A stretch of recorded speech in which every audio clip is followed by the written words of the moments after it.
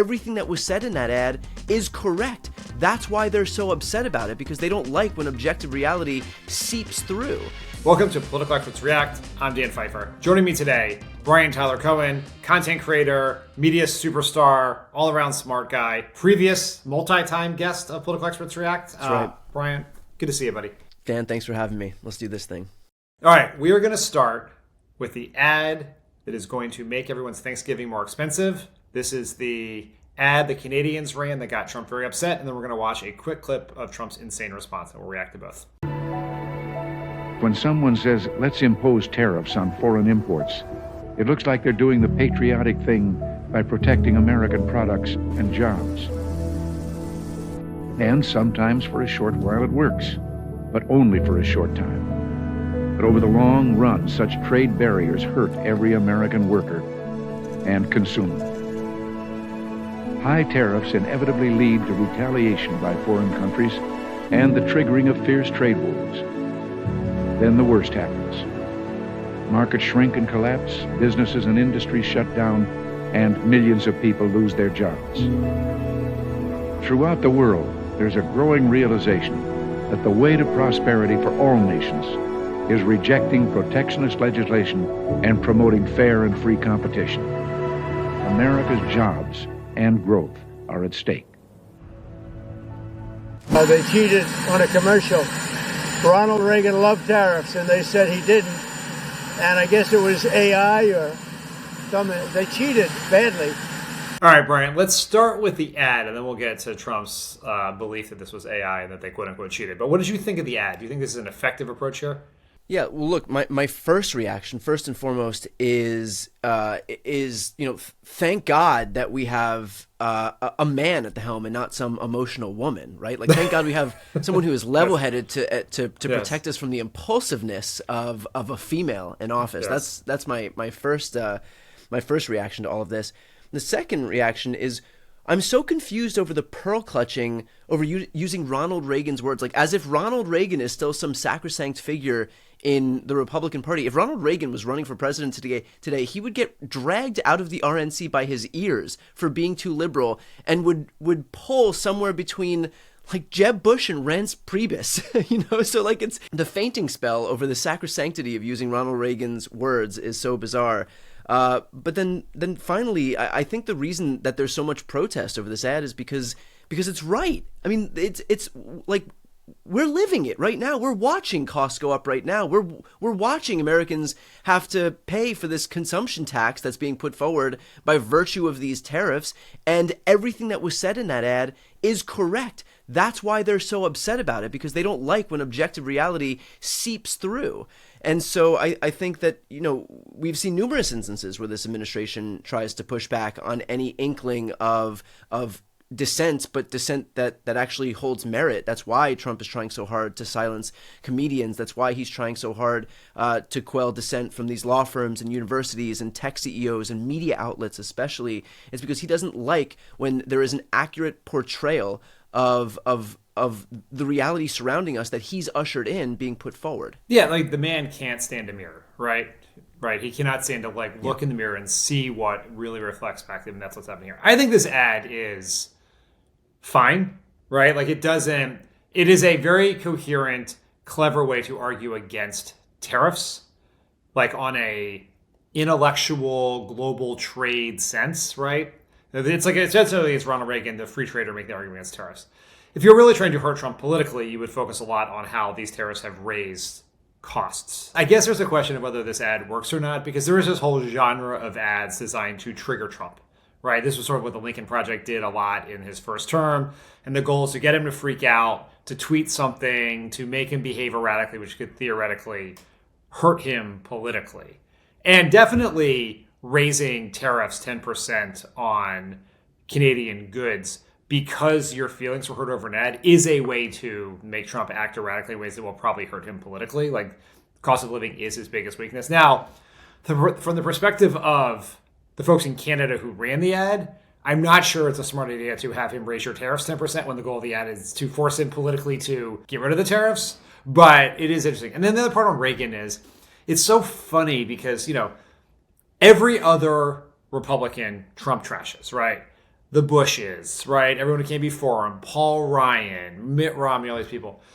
Reagan, who disagrees with him on just about every single issue, right, who signed the largest amnesty bill in American history, is the one person who, like Trump, I guess, thinks of himself as. Now, like that was a very bizarre reaction to him, and it's like it says something about his deep psychosis and insecurity that the criticism of Reagan would have caused him to react so aggressively.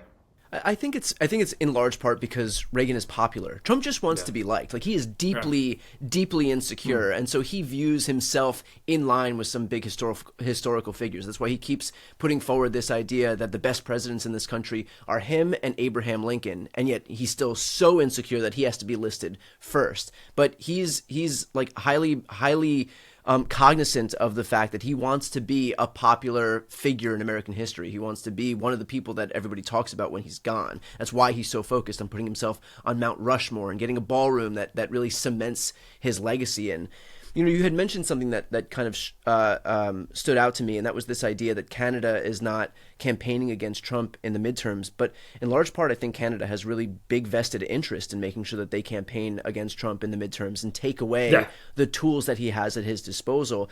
Like, sure, Canada is not running against Trump. They have no clear vested interest in that sense, but they have every vested interest in the world in making sure that his power is curbed to some degree, so that he doesn't have carte blanche to be able to commit these actions against them that he's committing right now. He knows that in large part Trump feels completely unburdened and unaccountable because he has a completely supplicant, obsequious Republican Party behind him that will allow him to do his bidding. And so if he can make sure that there is some check in the U.S. government against these actions, then that'll only benefit them. So in a way, and I'm curious what your thoughts are on this, but I think in a way, is posting an ad that's just going to get a rise out of Trump and make him increase tariffs a good strategy if you want tariffs to be low? No. But like, what do you think about the longer term play of them putting on full display his erratic behavior and his erratic nature that might have, implications as we head toward midterms? The best thing would happen for the American people, for companies in the United States that import goods from foreign countries who have trading relationships with the United States, is for the midterms to be a referendum on the high price of goods generally and tariffs specifically.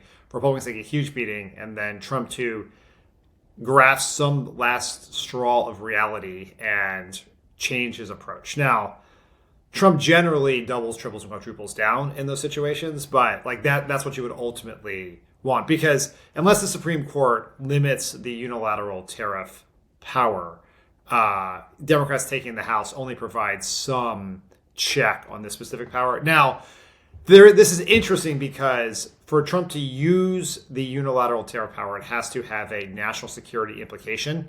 It has to be some sort of crisis he's responding to, and to truth out and then say publicly that his feelings were hurt and that's why he's doing this tariffs would theoretically undermine the case in the lawsuit, at least on these specific tariffs that could be troubling for Trump. The next clip we're going to watch is from a truly bananas speech that Trump gave this morning in Japan in front of U.S. troops. Here, guys, campaigning.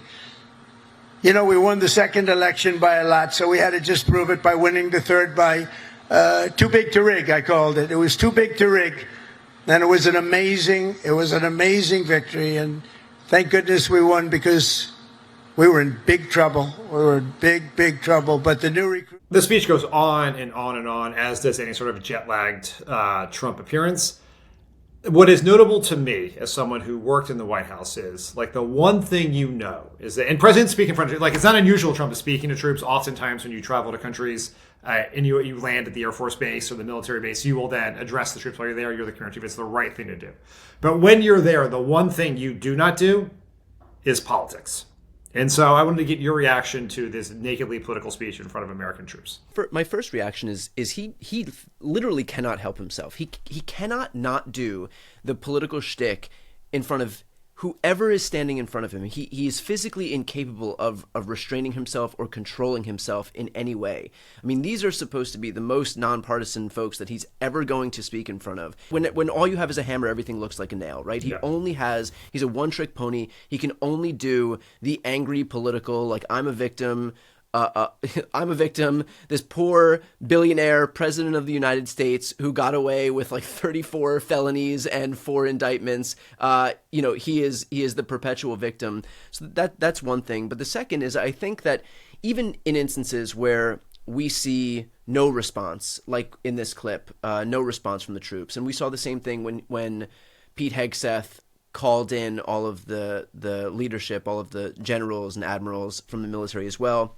And they wanted this big, like, hoorah, everyone's whooping and cheering for them as they just evolve into political mockery and the regular stump speech stuff. Even in instances where we do get silence, I think that they are still doing irreparable harm by normalizing this idea that you can treat the U.S. military as some partisan tool.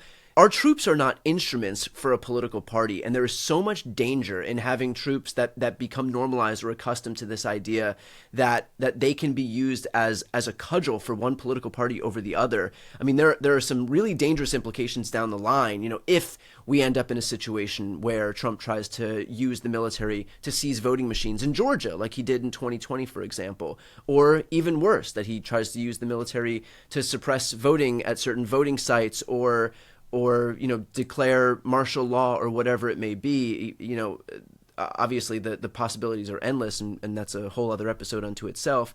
But to be able to normalize the U.S. military to this idea that they are just partisan instruments is just, I think, beyond the pale. And by the way, Republicans would know that if Barack Obama or Joe Biden or any Democrat tried to do 1/1000th of what Trump is doing right now. It would be an outcry that you would hear from the heavens if with one single line from a Democratic president in front of the troops. There's 2 parts about Trump politicizing the troops that are notable.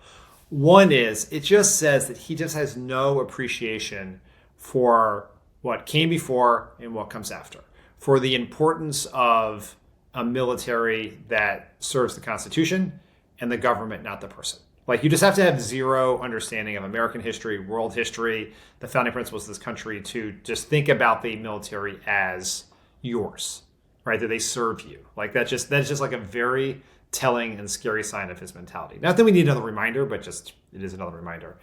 And the second piece is, it's just, these are people who are serving our country, right? They are putting everything on the line for us.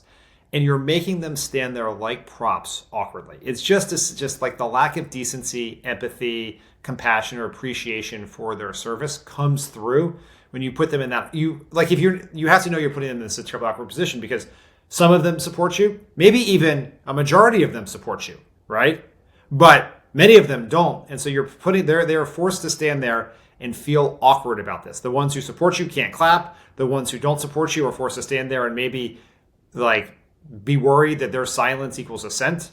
To put people in that position and not give a shit is just telling about what an empty, vacuous person he is. What you said about him having no appreciation for what comes before and what comes after is also on full display, right? I mean, this isn't an isolated incident. Yeah, it's the White House, right? Same thing. He's just demolished the entire East Wing of the White House. Like, this is not his house. This is the people's house. And so, but he has no concern for any of the history of this country. It is just a completely egocentric view of everything that's happening in government. He is the state. He is the most important thing in his mind. The country revolves around him. And so if he wants to, demolish the entire East Wing of the White House and build a shrine to himself, the Donald J. Trump ballroom, then clearly that he has no qualms about doing exactly that. If you like this video and you like Pod Save America, I promise you'll love my newsletter, The Message Box, where I go deep on what's happening in politics, give you actual actionable advice about how you can fight back against MAGA politics and Trump. I put the link in the show description.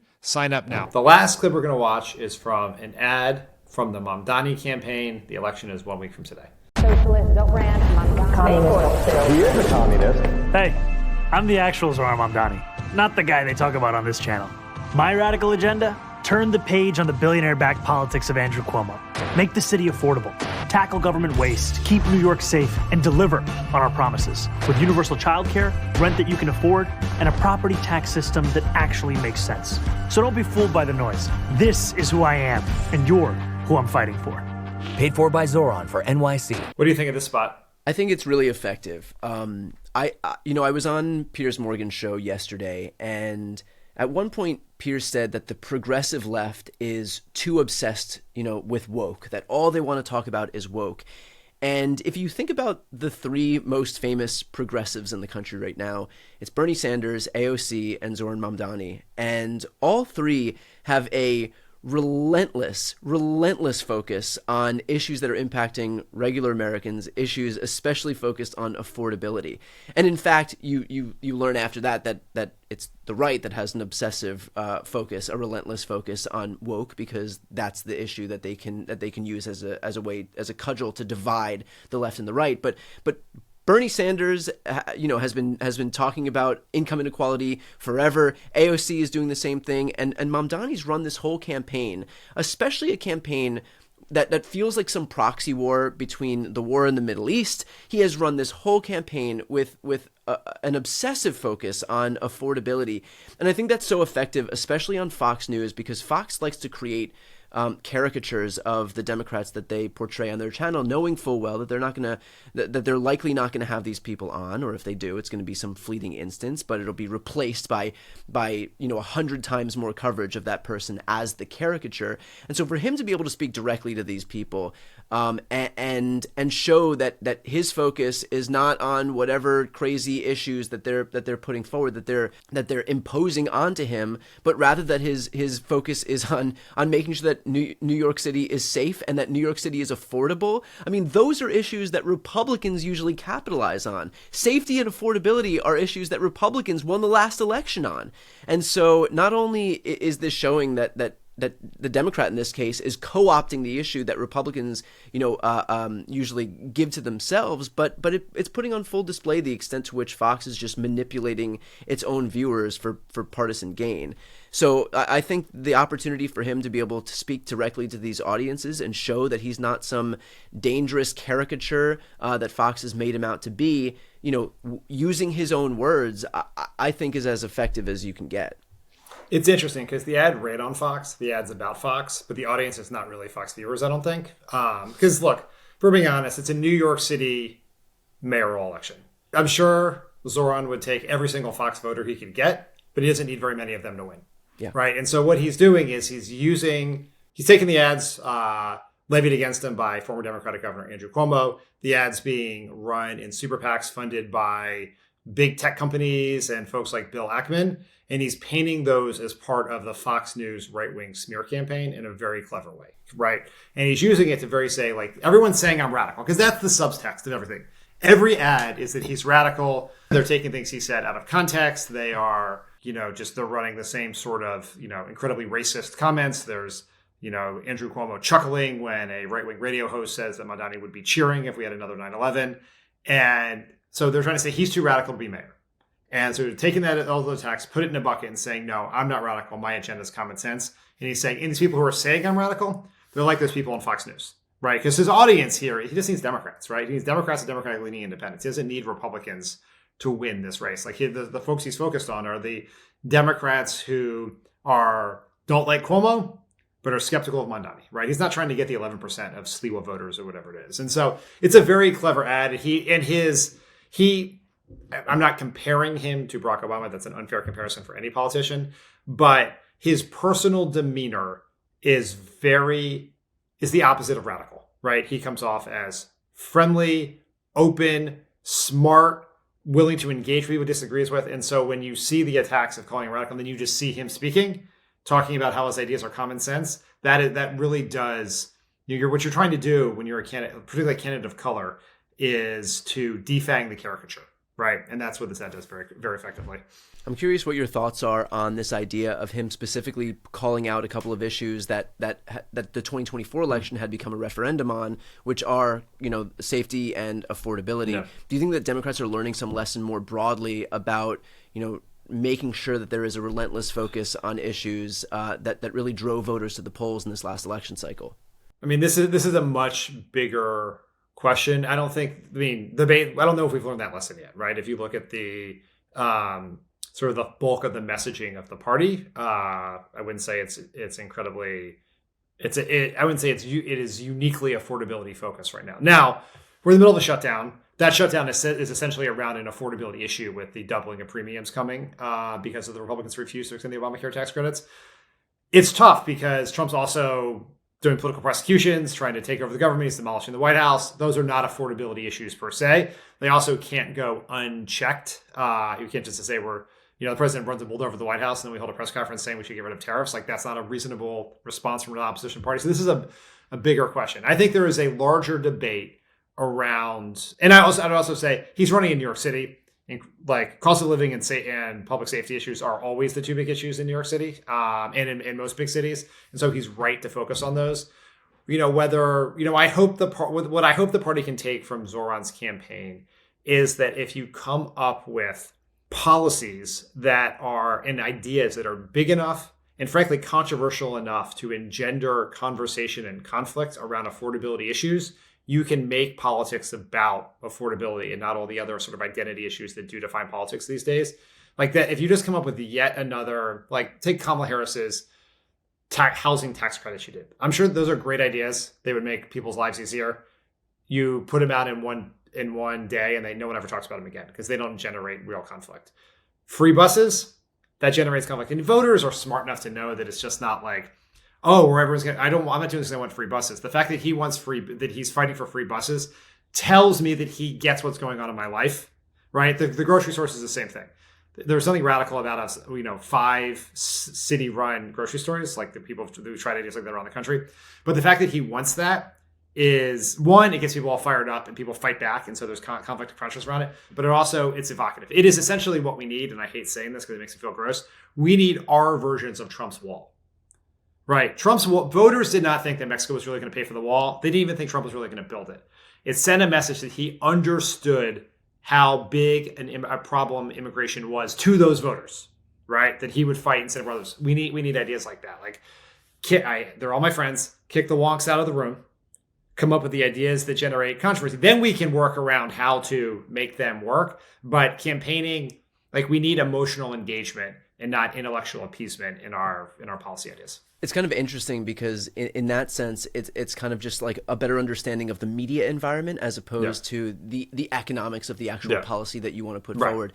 Last question on this, and how do you bridge that gap? How do Democratic candidates bridge that gap between issues of democracy and issues of affordability? And I get that this is in large part a rehash of the 2024 election, where the issues of democracy were front and center for someone like me, and I'm sure someone like you, and people who are super plugged into politics.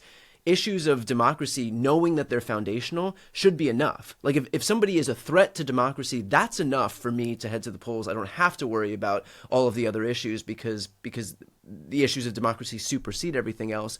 But clearly we learned the lesson that for a lot of people, that's not enough to point toward A, protecting institutions that in large part people don't like and don't benefit from, and B, it's just too nebulous to get people to really care when there are broader issues at play. And we know that for a lot of Americans right now, they're in a worse financial position than they were even in the lead up to 2024. And so that's even more reason not to lean solely on democracy. And so with that said, though, you can't just ignore the fact that Trump is deploying the troops into our cities, that he's trying to shred up the Constitution by ending birthright citizenship, that he's day in and day out, there's another assault on the foundation of this country. And so how do you toe that line between these two, very important issues? Yeah, I think the problem we're doing for Democrats right now is we're doing whack-a-mole, right? So today it's the White House. Tomorrow, last week it was the troops. Who knows what it's going to be by lunchtime today. And we're handling each of these things in a somewhat siloed fashion. The thing in our party that we've lost the capacity and the understanding to do is storytelling, right? There is one story that unites all of these things.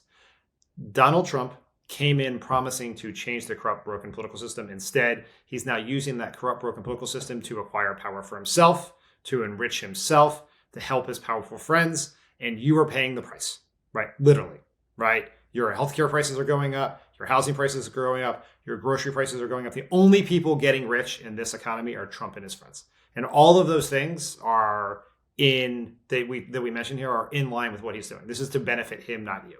And the question for Democrats is, can we prove to people that we are strong enough, tough enough, smart enough to be the ones who the people believe will fight for them? And that's the question. And there are no easy answers to that. Yeah, but I think every you're exactly right in the sense that, like, you know, what we're seeing from a $350 million ballroom being built, that's Trump's priority. His priority is making sure that Kristi Noem has $172 million worth of Gulfstream jets to be able to zip across the country. It's adorning his Oval Office with gold leafing. It's making sure that he's surrounded by opulence. It's hosting crypto dinners so that he can double his net worth. All the while, you have farmers that are getting screwed right now. You have Medicaid recipients who are getting screwed right now. You've got folks who rely on the ACA for their health care who are getting screwed right now. And so he's putting on full display where his priorities are. Because when he wants to get something done, he gets it done. He's not going to let the court stand in his way. He's not going to let prosecutors or laws or the Constitution stand in his way. Like, he will barrel through and get what he wants done. Demolish the White House because he wanted to get that done. So where there's a will, there's a way for Donald Trump. The fact that he is leaving everybody twisting in the wind who relies on healthcare, who relies on food stamps, who relies on, you know, Medicaid and ACA subsidies, these farmers who rely on making sure that there are markets available to them, and all of those folks who just believed him when he said that costs were going to go down because they couldn't afford their rent and their housing and their groceries and the price of eggs. All of those people are getting screwed because the person who has the power to get something done when he wants to is instead just choosing not to and to focus on himself. That's a great place to end it. Brian, thanks you for joining us. Everyone, go subscribe to Brian's YouTube page. Follow him everywhere where he is. He is omnipresent in today's media environment.